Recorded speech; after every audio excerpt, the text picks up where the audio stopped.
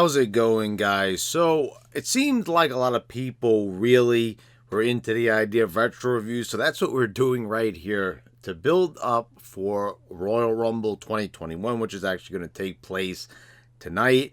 Figured, why not do a Royal Rumble retro review? Royal Rumble 2007 to be specific. So I watched a few of these. I decided, let's go back. Let's look at some of the older Rumbles and watch some of the ones that I haven't seen.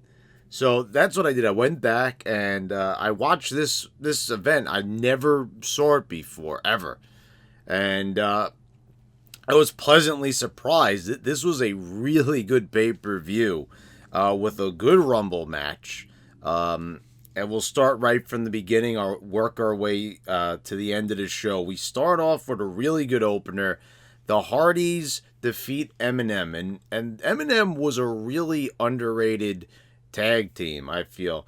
They really actually did a lot, though, with Eminem. I really remember when they first started in 2005, when they first debuted. These guys were like in the main events a lot of the time. They had them in there with Batista and Rey Mysterio, and they were featured very prominently, and they gave them like a lot of success like right away. And they didn't really mess around. Like, they pushed them and it was good, and they had them with Melina, so you had that appeal.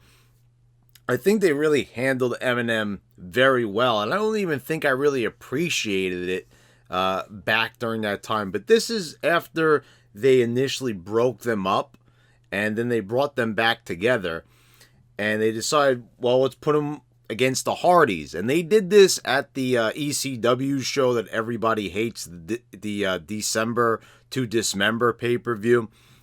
Remember that one? The only ECW brand only exclusive pay-per-view. So this was a follow-up match to that. And this was really good. These teams, they worked together really well. And I think it was because they also had worked with Joey Mercury, because this guy used to team with Christian York. And I think that they wrestled on the indies. They were familiar with this guy. He had the mask on, which was to protect his face, because if anyone doesn't know, Joey Mercury probably took one of the most brutal bumps of all time. I mean, it wasn't really supposed to happen, but Jeff Hardy did that classic seesaw thing that he had done in the TLC matches, where one guy will stand there, as he comes down with like a guillotine leg drop, hits the ladder and smacks the guy in the face with the ladder as it's coming up. Well, Joey Mercury did that, but he took it like the wrong way. I guess it's really just supposed to, like, you're supposed to have it and go back, but I guess it happened all too fast, and it smashed him in the face, and it was probably one of the most bloody injuries I've ever seen. Like it fucked up his whole face. His nose looked like it had exploded, like, off his face. I remember it being one of the most brutal looking things I had ever seen. And that was a really good match. So, if you have the network, or you could find it on YouTube, Armageddon 2006, it was a fatal 4-way ladder match for the tag titles. And that is definitely worth your time. It doesn't have the most popular tag teams. Like, this was after a while of them not doing TLCs for a while. So this is kind of also a follow-up to that. And it was really well done. This was a really good match and a good way to kick off the show with the Hardys. And, this was one of the things where I didn't mind them going backwards, because Jeff Hardy had already been like a singles wrestler, and he had returned after being with Impact for a while, then TNA. And Matt Hardy had already been doing the version 1 gimmick, and he had come back with the fanfare, after getting released, and he had that whole feud with Edge. So this kind of happened all after that. And, 2006 was kind of a slow year for Hardy. I remember they had him tag teaming with Tatanka, and it didn't really seem like he was going anywhere after a really hot 2005 return. So it's kind of like looking back on it. It was like, okay, it got them back together, and they managed to have a few good matches. But in a way, it kind of slowed them down. We wouldn't see Hardy going on to win the world title for another 2 years. And Matt would win the ECW championship like a year from this point. So it kind of like slowed them down in a way. So in retrospect, I kind of look back on it, but it's definitely better than now, because at least you could say that those guys went on to something. Now it's like, they'll switch people from a tag team back into a tag team, and look at a person like Shelton Benjamin at the point he is in his career, where he's been in and out of tag teams, and now he's back to being in a tag team again. I mean, at least you could say that people like Jeff Hardy and Matt Hardy had progressed further, even if they had what you could see as like a setback, but it really wasn't one when you think about it. So, but it was a good match, so like, who could complain? It's just some interesting analysis, I suppose. Then we had Bobby Lashley defeating Test by countout for the ECW championship, and Test was jacked.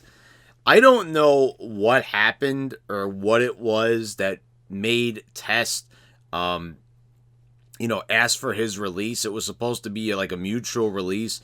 Then he went to Impact. He wrestled one match there under his real name, Andrew Martin, and then he left. And then unfortunately, he took his own life, which was one of the most depressing things I remember I heard, because I really enjoyed Test when he returned to ECW. And I had kind of forgotten. I had to like wiki it. I was like, what was Test doing like during that period where he had that feud with Scott Steiner and Stacy Keibler, and then then he ended up in ECW. I was like, I don't remember anything from Test during that point. I was like, was he injured or something? And no, he was actually released, and then he like went to do the Indies or something like that, and then he came back, and I don't know like what happened, but people will say steroids, and yeah, okay, I will say that probably was. But I mean, this guy seemed like he put in a lot of hard work. He was just so sculpted. He looked awesome in this, and he was performing well too in there. And I get why you don't want to give him the title. Everyone would be like, oh, well, if they gave him the title, maybe that stuff wouldn't have happened. But the thing is, Lashley was impressive. You could kind of see why, they wanted to take advantage of the ECW. In retrospect, if we remove all the things and say, like, they ruined ECW, and they probably shouldn't have even called it ECW, the WWE ECW, because this is where people really started to have big objections with it. The December to Dismember pay-per-view. You had CM Punk and RVD in that match, and you had these ECW legends, and this guy Bobby Lashley came over from the SmackDown brand. They inserted him into ECW. And they had talked about the new breed and how this wasn't going to be like the old ECW that you would watch, back in the 90s. This was going to be a whole different ECW with a little bit of the ECW flavor.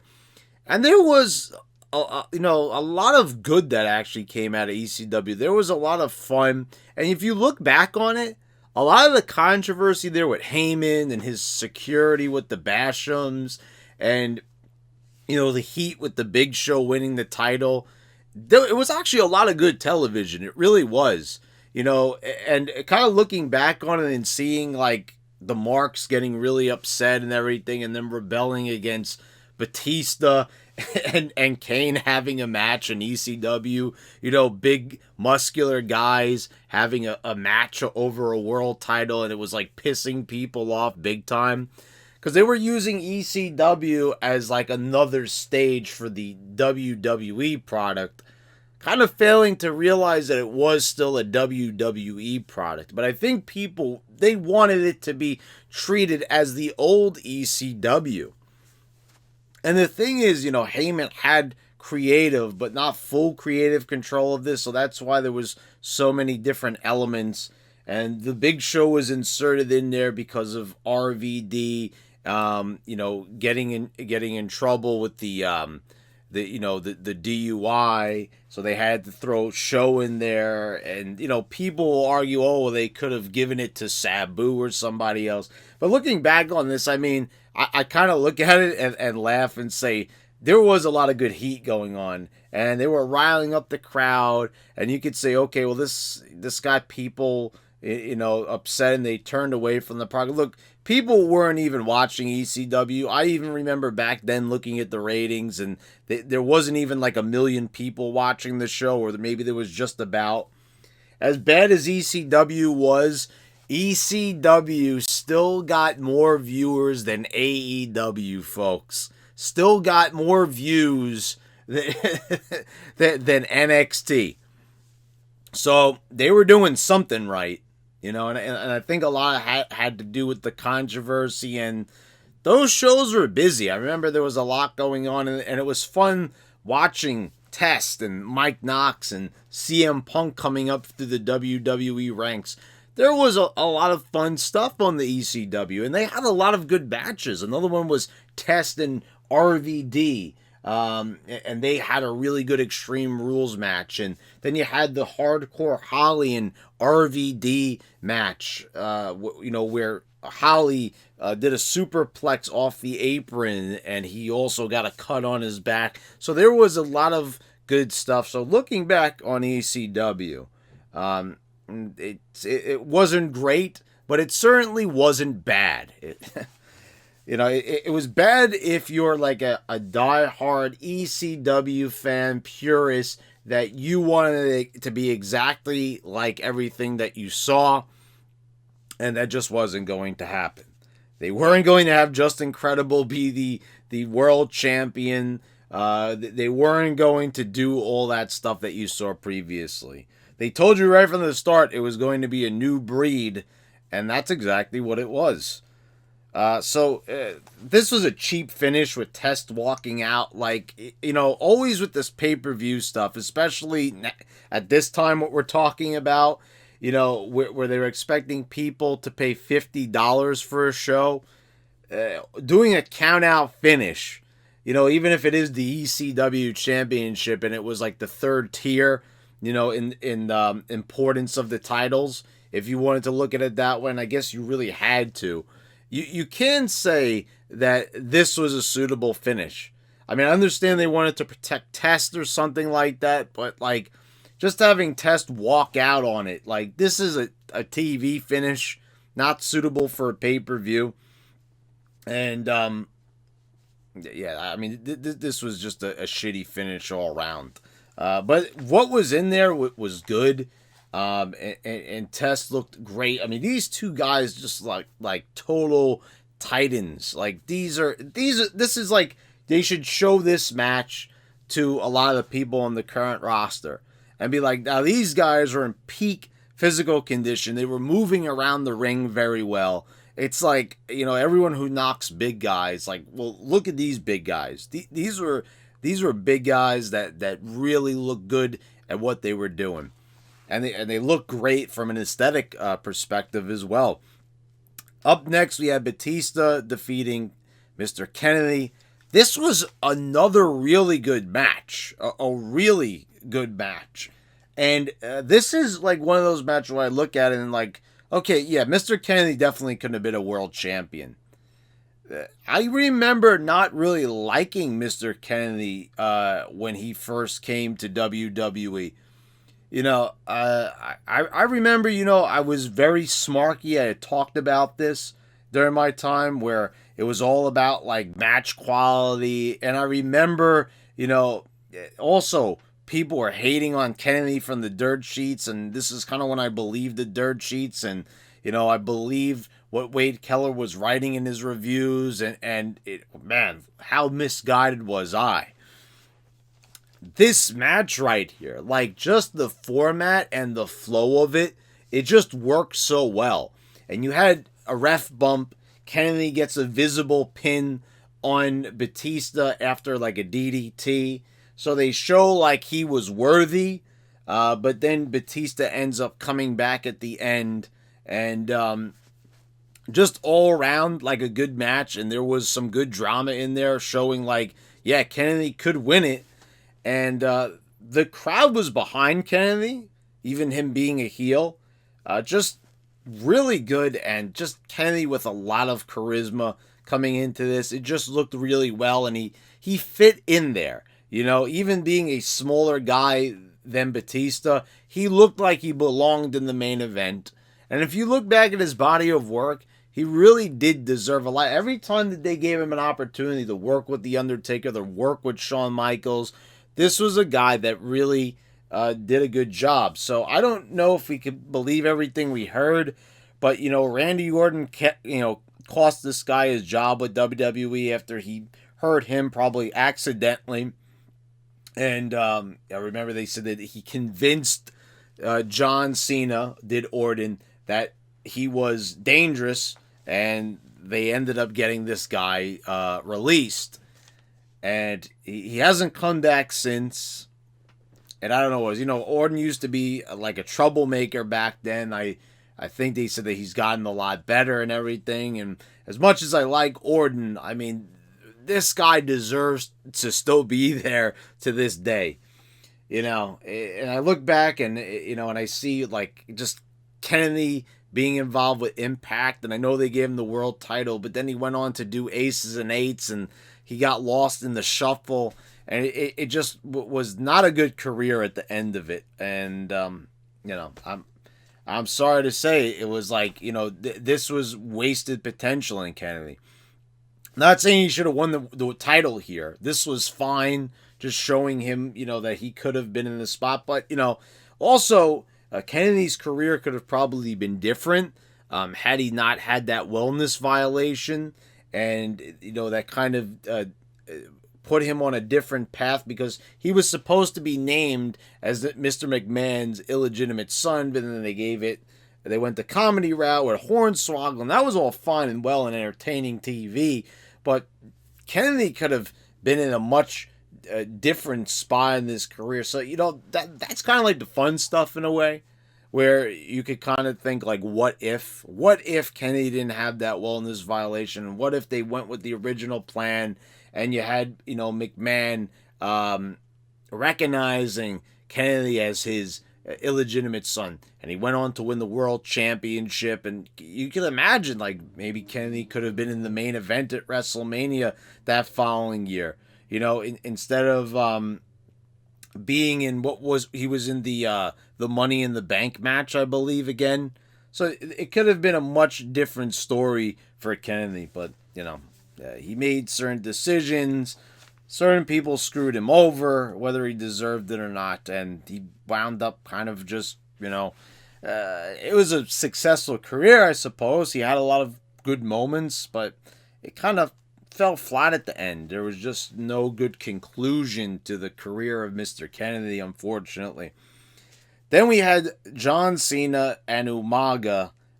Cena beating Umaga, or Umaga, as William Regal would go on to say a few years later as the Raw GM, just totally mispronouncing his name. And I thought it was always hilarious. I mean, we're talking about something that would happen later on, but that no one would ever correct William Regal saying that about Umaga's name. He just would announce all those matches in 2008, and he would just say Umanga in all of them, and no one was correcting the guy. No one, I don't know what it was, if they were scared of him or something like that. Why would they be? To tell Regal, okay, the guy's name is Umaga, it's not Umanga.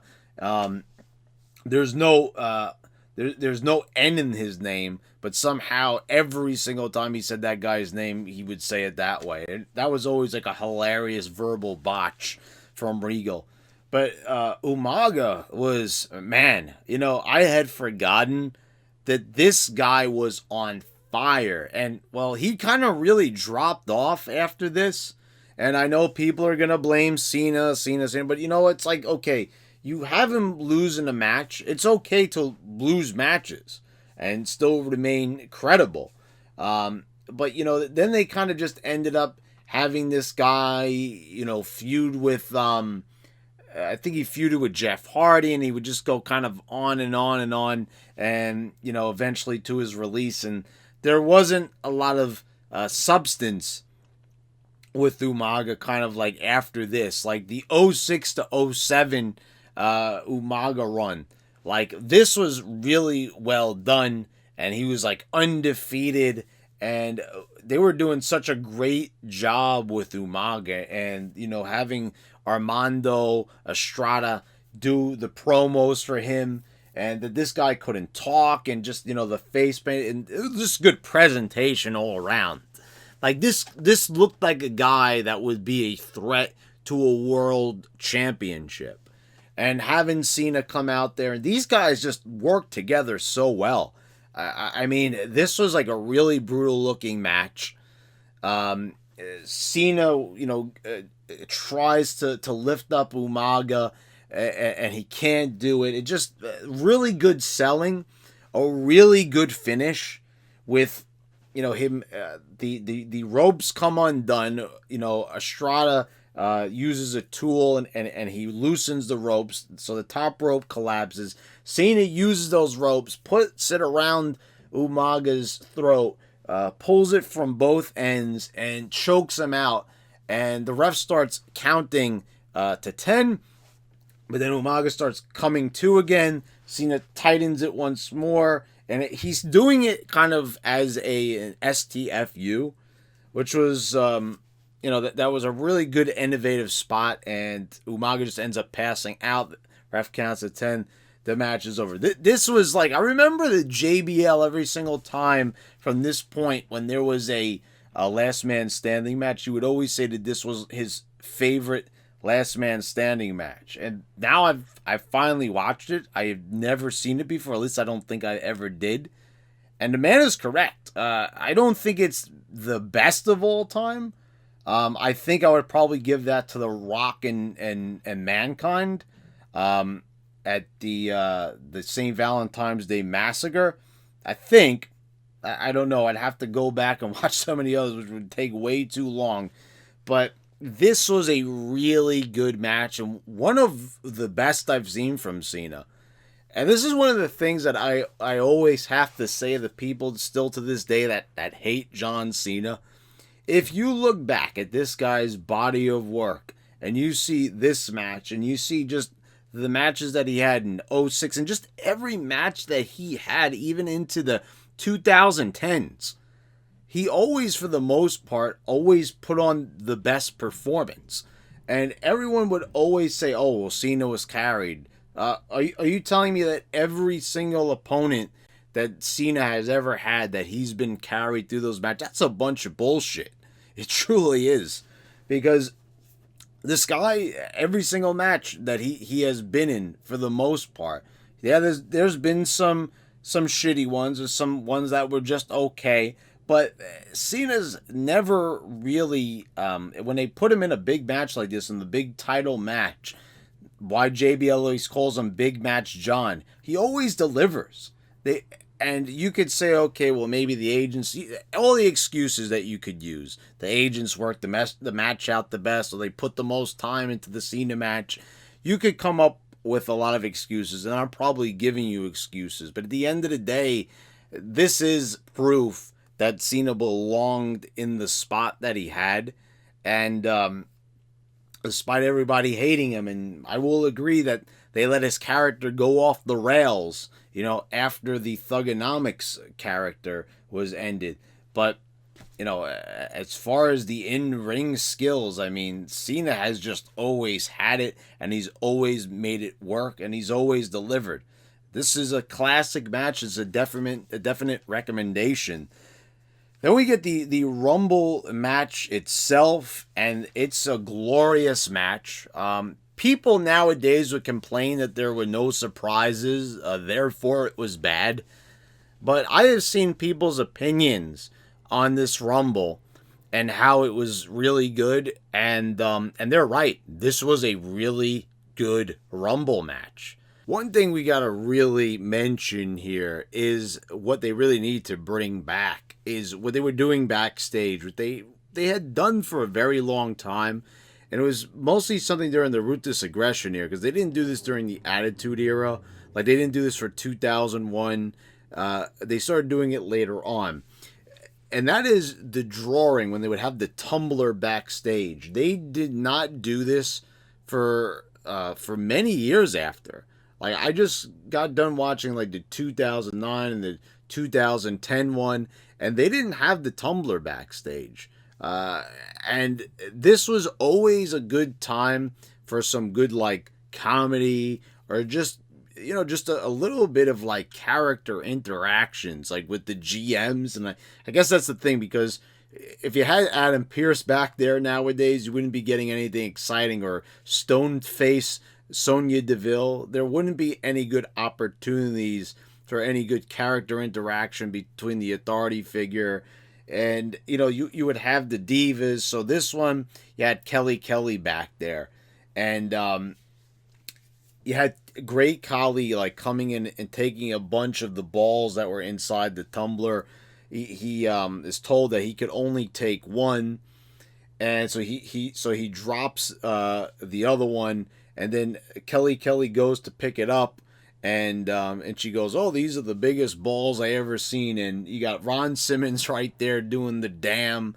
There was just a lot of good stuff backstage, and this just kind of made the Rumble event just feel more complete.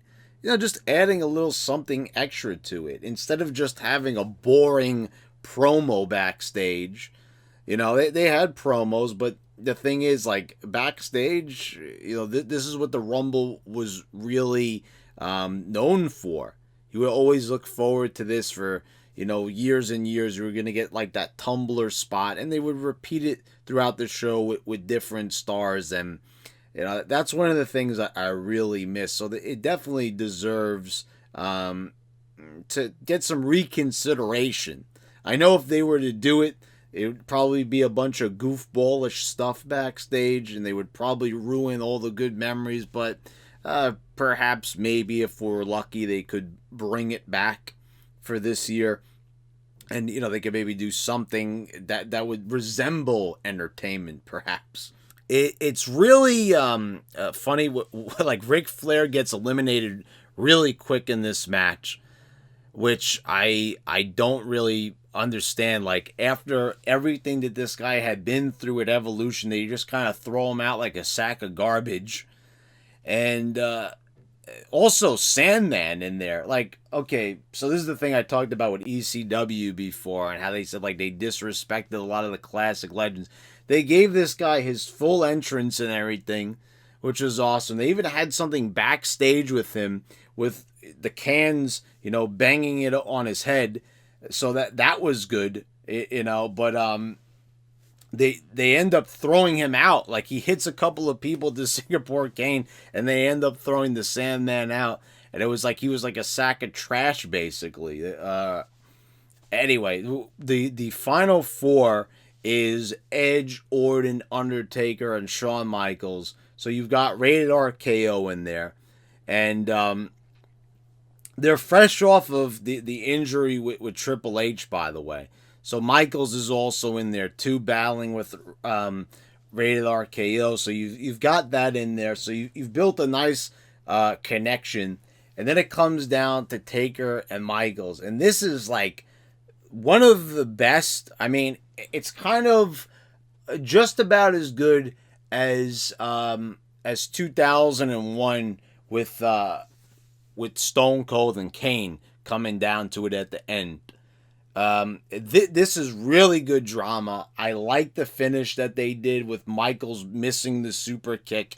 That was a good spot, a good way to end it. And this was also historic because you had the Undertaker winning it for the first time. This was his first Rumble match victory. his only Rumble match victory. He had never won it. This was like the thing that they said that he had never done, and he had finally done it.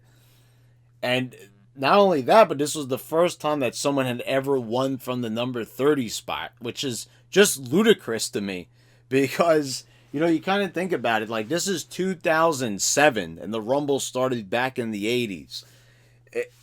It's really weird that they had a match like this, and they would also have matches to qualify for the number 30 spot on a lot of like Raws and SmackDowns.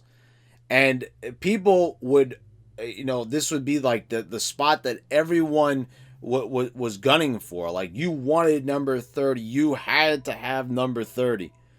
And the fact that number 30 wasn't really that useful because no one won from this spot. So why would anyone want it? So, but anyway, they would always say like, oh, the number 30, the guy would come out at number 30 through all the Rumbles and like, this guy's got a really good shot. Well, obviously not. Number 30 in a way was almost as vilified as number 1. The fact that you had more people winning from number 1 or like number 2. You had Chris Benoit, you had Rey Mysterio, Shawn Michaels 2 times winning from number 1, and no one winning at number 30 was probably one of the oddest things to me. Like, why would you have a spot and you would put so much emphasis on it for it not to be successful for so long? But this kind of ended that drought because even the next year you would have John Cena again winning from number 30. So they waited like all this time and then they were like, oh, okay, we got to make number 30 more important. And then they just started filing in a bunch of number 30 winners. So that was kind of interesting that they decided to do that. But at least it gave a little bit of hope to the number 30 spot from this time going forward. So this was an excellent, excellent, excellent show. A fantastic show. There's not a bad thing on it, which is rare. But I think it really speaks to the fact that, you go back and you watch these shows, and I don't think a lot of us really appreciate it at this time. Because this is kind of the point where we knew that WWE wasn't as good. It wasn't as good as the Attitude Era, and it wasn't as good as like when they were first starting the Ruthless Aggression Era. But there was a good roster. I mean, you look at this Rumble and you look at the people involved in it. I mean, there were some solid people in there. I mean, you had Michaels, you had Taker, you had Shelton Benjamin, you had Edge, you had Matt Hardy, you had Ric Flair, you had Finlay, you had Booker T, you had CM Punk, you had Kane. You had Hardcore Holly, Benoit was in there. I mean, so there was a bunch of people. I'm just kind of looking at a list here because I can't really remember everyone that was involved. But there was a pretty decent roster. It definitely wasn't the roster that they had. I mean, they had lost Eddie Guerrero, and there were a bunch of others that had left and, that were not active anymore. And I feel like someone was hurt. Triple H, but even in retrospect, like, Triple H has been so overexposed. Even, like, looking back at, like, old Triple H stuff, I kind of still, like, he still makes me cringe. There's just so much with Triple H now from the current day that it kind of affects me kind of looking at his older stuff. I can't take anything away from the guy, but I just rather not watch Triple H stuff. So I was fine with him not being here. And I watched some of the other Rumbles, and he was definitely there on full display watching the 2009 and 2010 Rumbles. So I was perfectly fine with him not being here. But this was a great Rumble match, a great Rumble pay-per-view. And guys, I hope you all enjoyed the retro review. Let me know what you thought down in the comments below. Please subscribe if you haven't already. Click the bell so you get no notifications when I post all my new videos. And thanks to all my patrons for your continued support, and I'll see you for the next one, guys.